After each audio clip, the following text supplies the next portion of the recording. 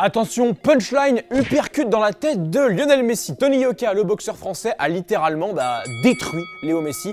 En story Insta, on n'a pas compris et c'est violent. On vit à une époque où on veut donner le ballon d'or à un joueur qui finit 3ème de Liga, éliminé en 8ème de finale de Ligue des Champions en prenant 4-1 à domicile, 6ème année de suite en étant humilié en C1, qui a perdu la finale de la Supercoupe d'Espagne en prenant un carton rouge pour avoir mis une droite à un adversaire, juste parce qu'il a mis 4 buts face au Chili, l'Équateur et la Bolivie. Et c'est réel, il y a 0 vanne, 29 buts en Liga, 24 inscrits face aux 7 derniers de Liga, 5 buts en LDC cette saison, 4 pénaltys. S'il le gagne, ça sera le ballon d'or le plus moche, le plus éclaté de l'histoire.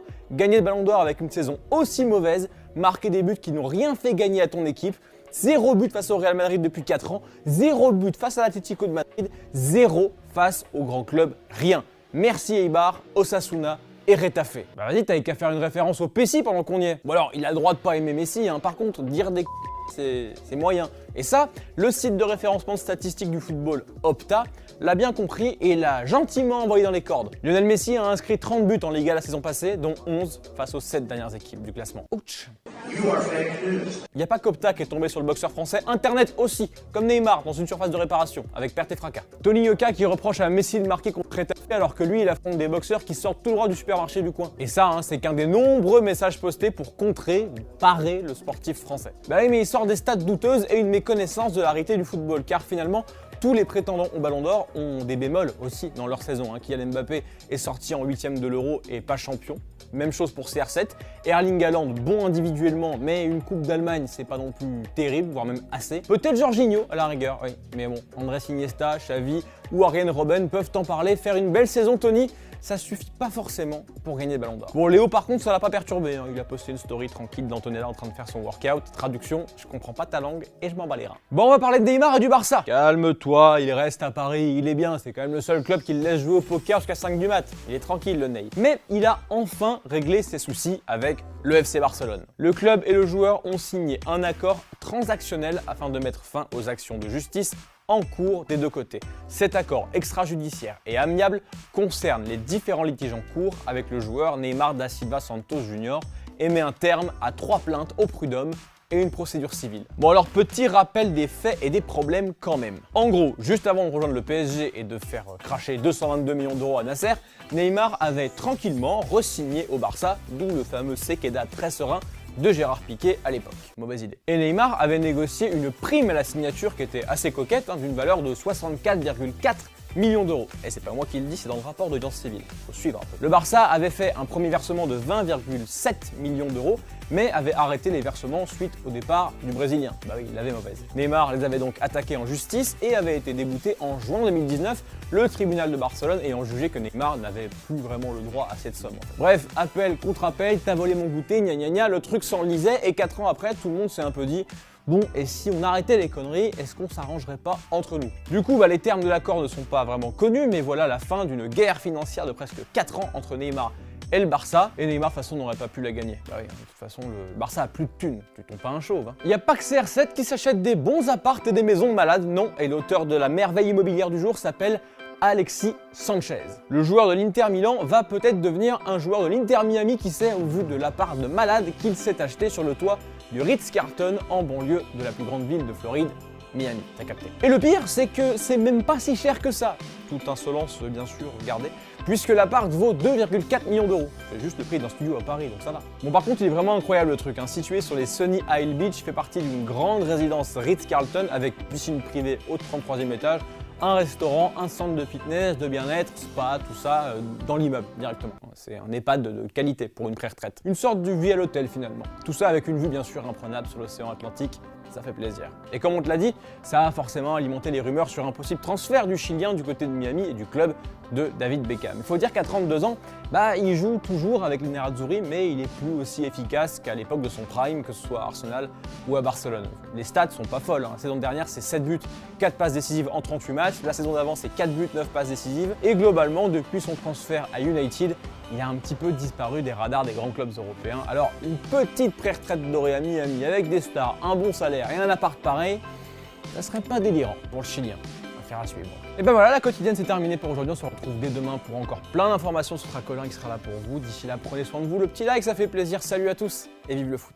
Les amis, ça y est, on a fait le tour de l'essentiel de l'actu pour aujourd'hui. Passons maintenant au point mercato. Let's go. On commence ce point mercato avec l'énième plan du Real Madrid pour s'offrir Kylian Mbappé cet été. Pas hier, pas l'année prochaine, cet été. On vous le disait hier, la tendance ne semble pas être à un transfert de Paris vers Madrid pour Kylian Mbappé. Cependant, dans son édition du jour, Marca, le journal madrilène, croit savoir que le départ de Raphaël Varane fait partie d'un plan plus large qu'une simple vente. La somme que va récupérer le Real Madrid de Manchester United pour Varane, soit à peu près 50 millions d'euros, va permettre de disposer de liquidités fraîches selon Marca. Et ça va aussi permettre au club espagnol de dégraisser et de se séparer d'un autre gros salaire après le départ de Sergio Ramos afin de faire la place à KM7. Marca rappelle que le Real Madrid ne recrutera personne cet été. David Alaba est venu pour 0 €. Lucas Vazquez a été prolongé pour éviter d'acheter un latéral droit. Bref, le but derrière tout ça, c'est préparer une offre de dernière minute de 180 millions d'euros que le PSG devra examiner avec attention si Mbappé ne prolonge pas. Parce que s'il ne prolonge pas, il partira pour 0 l'été prochain. Voilà donc le plan du Real Madrid selon Marca. Ce qu'il faut rappeler quand même, c'est que les transferts ne sont rarement payés en cash en une seule fois. Donc ces 50 millions d'euros là, peut-être que le Real Madrid les touchera peut-être en 2 ou 3 fois. Comme quand tu achètes ta télé à 3000, t'étales ton paiement. Bah là c'est pareil. Et Mbappé de son côté, lui, parce que c'est quand même le principal intéressé, semble déterminé à rester à Paris, se refaire une image en France après l'échec de l'Euro avant de partir ensuite pour Madrid. Et effectivement. Donc pour nous, la probabilité que Mbappé reste au PSG est toujours la même qu'hier, c'est-à-dire 85%. Voilà, on oublie Marca. La deuxième info mercato du jour concerne un autre Français. Il s'agit d'Antoine Griezmann. Selon la presse espagnole, toujours, le FC Barcelone souhaite se séparer du Français cet été afin de récupérer un petit peu d'argent et d'économiser son imposant salaire estimé quand même à 17 millions d'euros net par an, soit 34 millions d'euros bruts annuels. La masse salariale du club catalan est désormais au-dessus des seuils autorisés par la Liga et le club ne peut donc pas, pour l'instant, prolonger Léo Messi comme il le souhaite ou enregistrer ses recrues estivales dont font partie un certain Sergio Aguero ou Memphis Depay qui sont quand même pas payés 20 balles par mois non plus. Donc il va falloir dégraisser. S'il y a des clubs intéressés par Griezmann, dont Manchester City, pour l'instant le Barça n'a reçu aucune offre officielle, selon Marca toujours. L'option la plus avancée était l'échange Saúl Ñíguez plus de l'argent contre Griezmann entre l'Atlético de Madrid et le Barça. Mais le Français, lui, il le voit pas comme ça et il serait prêt surtout à baisser son salaire pour rester. De toute façon, côté Griezmann, il n'y a que deux options qui sont envisagées cet été, rester ou revenir à l'Atlético de Madrid. Quoi Grisou, t'as la flemme d'apprendre l'anglais, c'est ça? Moi, je parle bien par exemple. My father's the kitchen. No! Si jamais un retour au Wanda Metropolitano n'est pas possible, Griezmann accepterait de négocier une réduction salariale avec la direction catalane, selon Sport. Beau joueur, Grisou, pour aider son club. Allez, on termine avec la troisième et dernière info mercato. Elle concerne Jérôme Boateng. Car oui, il n'y a pas que David Alaba qui a été en fin de contrat au Bayern Munich. Jérôme Boateng aussi. Après 10 saisons passées avec la tunique bavaroise, le joueur de 32 ans pourrait conserver un peu de rouge sur son maillot puisque selon Sport, il discute avec le Séville FC. Il serait intéressé par le club andalou car il disputera la prochaine Ligue des Champions. Pas folle la guêpe. Et toujours d'après Sport 1, c'est pour cette raison qu'il n'a pas rejoint la Fiorentina, la Lazio ou des formations au Qatar. Il veut jouer à la Champions League. Il estime encore être au niveau pour jouer la plus grande des compétitions de club. Il était pendant un temps une piste pour Manchester United en cas d'échec de la négociation avec Varane. Mais bon, comme vous le savez, échec il n'y aura pas, Varane va signer à Manchester United. Enfin, en théorie. Et si vous regardez la vidéo à temps. Et ben voilà pour les infos mercato du jour, on se donne rendez-vous dès demain pour un nouveau point mercato, ce sera avec Colin. D'ici là, partagez, likez, ça fait toujours plaisir. Salut à tous les amis, n'oubliez pas, foot c'est la vie, alors vive le foot. Ciao.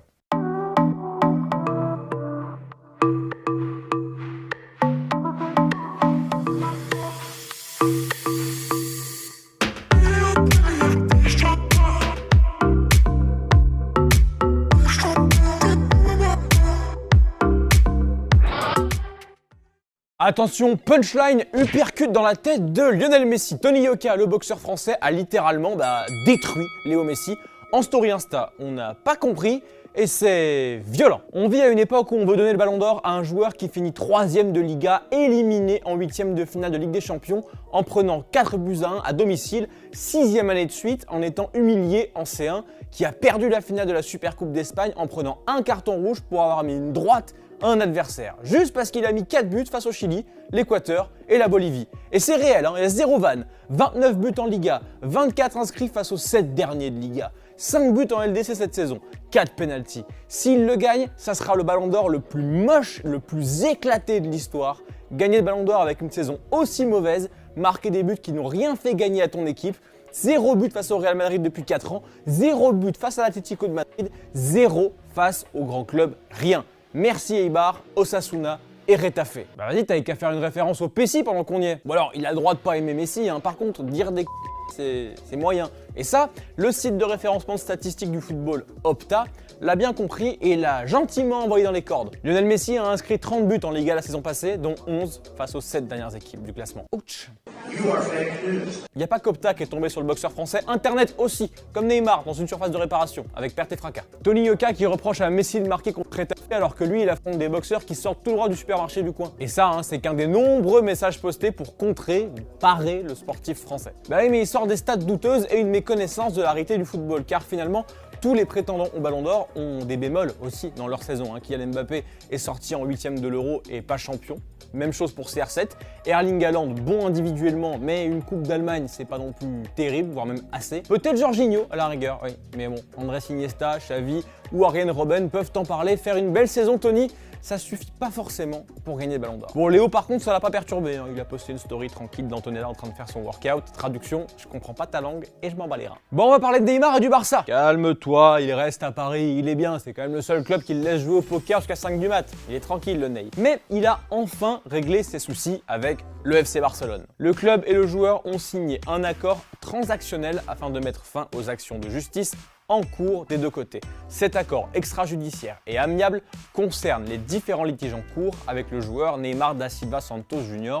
et met un terme à 3 plaintes au prud'homme et une procédure civile. Bon alors, petit rappel des faits et des problèmes quand même. En gros, juste avant de rejoindre le PSG et de faire cracher 222 millions d'euros à Nasser, Neymar avait tranquillement re-signé au Barça, d'où le fameux Sequeda très serein de Gérard Piqué à l'époque. Mauvaise idée. Et Neymar avait négocié une prime à la signature qui était assez coquette, d'une valeur de 64,4 millions d'euros. Et c'est pas moi qui le dis, c'est dans le rapport d'audience civile. Faut suivre un peu. Le Barça avait fait un premier versement de 20,7 millions d'euros, mais avait arrêté les versements suite au départ du Brésilien. Bah oui, il avait mauvaise. Neymar les avait donc attaqués en justice et avait été débouté en juin 2019, le tribunal de Barcelone ayant jugé que Neymar n'avait plus vraiment le droit à cette somme. Bref, appel contre appel, t'as volé mon goûter, gna gna gna, le truc s'enlisait et 4 ans après, tout le monde s'est un peu dit bon, et si on arrêtait les conneries, est-ce qu'on s'arrangerait pas entre nous? Du coup, les termes de l'accord ne sont pas vraiment connus, mais voilà la fin d'une guerre financière de presque 4 ans entre Neymar et le Barça. Et Neymar, de toute façon, n'aurait pas pu la gagner. Bah oui, de toute façon, le Barça a plus de thunes. Tu tombes pas un chauve. Il n'y a pas que CR7 qui s'achète des bons apparts et des maisons de malades, non. Et l'auteur de la merveille immobilière du jour s'appelle Alexis Sanchez. Le joueur de l'Inter Milan va peut-être devenir un joueur de l'Inter Miami, qui sait, au vu de l'appart de malade qu'il s'est acheté sur le toit du Ritz-Carlton en banlieue de la plus grande ville de Floride, Miami, t'as capté. Et le pire, c'est que c'est même pas si cher que ça. Toute insolence, bien sûr, gardée, puisque l'appart vaut 2,4 millions d'euros. C'est juste le prix d'un studio à Paris, donc ça va. Bon, par contre, il est vraiment incroyable le truc. Situé sur les Sunny Isle Beach, fait partie d'une grande résidence Ritz-Carlton avec piscine privée au 33e étage, un restaurant, un centre de fitness, de bien-être, spa, tout ça dans l'immeuble directement. C'est un EHPAD de qualité pour une pré-retraite. Une sorte de vie à l'hôtel finalement. Tout ça avec une vue bien sûr imprenable sur l'océan Atlantique. Ça fait plaisir. Et comme on te l'a dit, ça a forcément alimenté les rumeurs sur un possible transfert du Chilien du côté de Miami et du club de David Beckham. Il faut dire qu'à 32 ans, il joue toujours avec les Nerazzurri, mais il est plus aussi efficace qu'à l'époque de son prime, que ce soit à Arsenal ou à Barcelone. Les stats sont pas folles. La saison dernière, c'est 7 buts, 4 passes décisives en 38 matchs. La saison d'avant, c'est 4 buts, 9 passes décisives. Et globalement, depuis son transfert à United, il a un petit peu disparu des radars des grands clubs européens. Alors, une petite pré-retraite dorée à Miami avec des stars, un bon salaire et un appart pareil, ça serait pas délirant pour le Chilien. Affaire à suivre. Et ben voilà, la quotidienne c'est terminé pour aujourd'hui. On se retrouve dès demain pour encore plein d'informations. Ce sera Colin qui sera là pour vous. D'ici là, prenez soin de vous. Le petit like, ça fait plaisir. Salut à tous et vive le foot. Les amis, ça y est, on a fait le tour de l'essentiel de l'actu pour aujourd'hui. Passons maintenant au point mercato. Let's go. On commence ce point mercato avec l'énième plan du Real Madrid pour s'offrir Kylian Mbappé cet été. Pas hier, pas l'année prochaine, cet été. On vous le disait hier, la tendance ne semble pas être à un transfert de Paris vers Madrid pour Kylian Mbappé. Cependant, dans son édition du jour, Marca, le journal madrilène, croit savoir que le départ de Raphaël Varane fait partie d'un plan plus large qu'une simple vente. La somme que va récupérer le Real Madrid de Manchester United pour Varane, soit à peu près 50 millions d'euros, va permettre de disposer de liquidités fraîches selon Marca. Et ça va aussi permettre au club espagnol de dégraisser et de se séparer d'un autre gros salaire après le départ de Sergio Ramos afin de faire la place à KM7. Marca rappelle que le Real Madrid ne recrutera personne cet été. David Alaba est venu pour 0 €. Lucas Vazquez a été prolongé pour éviter d'acheter un latéral droit. Bref, le but derrière tout ça, c'est préparer une offre de dernière minute de 180 millions d'euros que le PSG devra examiner avec attention si Mbappé ne prolonge pas. Parce que s'il ne prolonge pas, il partira pour 0 l'été prochain. Voilà donc le plan du Real Madrid selon Marca. Ce qu'il faut rappeler quand même, c'est que les transferts ne sont rarement payés en cash en une seule fois. Donc ces 50 millions d'euros là, peut-être que le Real Madrid les touchera peut-être en 2 ou 3 fois. Comme quand tu achètes ta télé à 3000, bah t'étales ton paiement. Bah là c'est pareil. Et Mbappé de son côté, lui, parce que c'est quand même le principal intéressé, semble déterminé à rester à Paris, se refaire une image en France après l'échec de l'Euro avant de partir ensuite pour Madrid. Et effectivement. Donc pour nous, la probabilité que Mbappé reste au PSG est toujours la même qu'hier, c'est-à-dire 85%. Voilà, on oublie Marca. La deuxième info mercato du jour concerne un autre Français. Il s'agit d'Antoine Griezmann. Selon la presse espagnole, toujours, le FC Barcelone souhaite se séparer du Français cet été afin de récupérer un petit peu d'argent et d'économiser son imposant salaire estimé quand même à 17 millions d'euros net par an, soit 34 millions d'euros bruts annuels. La masse salariale du club catalan est désormais au-dessus des seuils autorisés par la Liga et le club ne peut donc pas, pour l'instant, prolonger Léo Messi comme il le souhaite ou enregistrer ses recrues estivales dont font partie un certain Sergio Aguero ou Memphis Depay qui sont quand même pas payés 20 balles par mois non plus. Donc il va falloir dégraisser. S'il y a des clubs intéressés par Griezmann, dont Manchester City, pour l'instant le Barça n'a reçu aucune offre officielle, selon Marca toujours. L'option la plus avancée était l'échange Saúl Ñíguez plus de l'argent contre Griezmann entre l'Atlético de Madrid et le Barça. Mais le Français, lui, il le voit pas comme ça et il serait prêt surtout à baisser son salaire pour rester. De toute façon, côté Griezmann, il n'y a que deux options qui sont envisagées cet été, rester ou revenir à l'Atlético de Madrid. Quoi Grisou, t'as la flemme d'apprendre l'anglais, c'est ça? Moi, je parle bien par exemple. Non. Merde. Si jamais un retour au Wanda Metropolitano n'est pas possible, Griezmann accepterait de négocier une réduction salariale avec la direction catalane, selon Sport. Beau joueur, Grisou, pour aider son club. Allez, on termine avec la troisième et dernière info mercato. Elle concerne Jérôme Boateng. Car oui, il n'y a pas que David Alaba qui était en fin de contrat au Bayern Munich. Jérôme Boateng aussi. Après 10 saisons passées avec la tunique bavaroise, le joueur de 32 ans pourrait conserver un peu de rouge sur son maillot puisque selon Sport, il discute avec le Séville FC. Il serait intéressé par le club andalou car il disputera la prochaine Ligue des Champions. Pas folle la guêpe. Et toujours d'après Sport 1, c'est pour cette raison qu'il n'a pas rejoint la Fiorentina, la Lazio ou des formations au Qatar. Il veut jouer à la Champions League. Il estime encore être au niveau pour jouer la plus grande des compétitions de club. Il était pendant un temps une piste pour Manchester United en cas d'échec de la négociation avec Varane. Mais bon, comme vous le savez, échec il n'y aura pas, Varane va signer à Manchester United. Enfin, en théorie. Et si vous regardez la vidéo à temps. Et ben voilà pour les infos mercato du jour, on se donne rendez-vous dès demain pour un nouveau point mercato, ce sera avec Colin. D'ici là, partagez, likez, ça fait toujours plaisir. Salut à tous les amis, n'oubliez pas, foot c'est la vie, alors vive le foot. Ciao.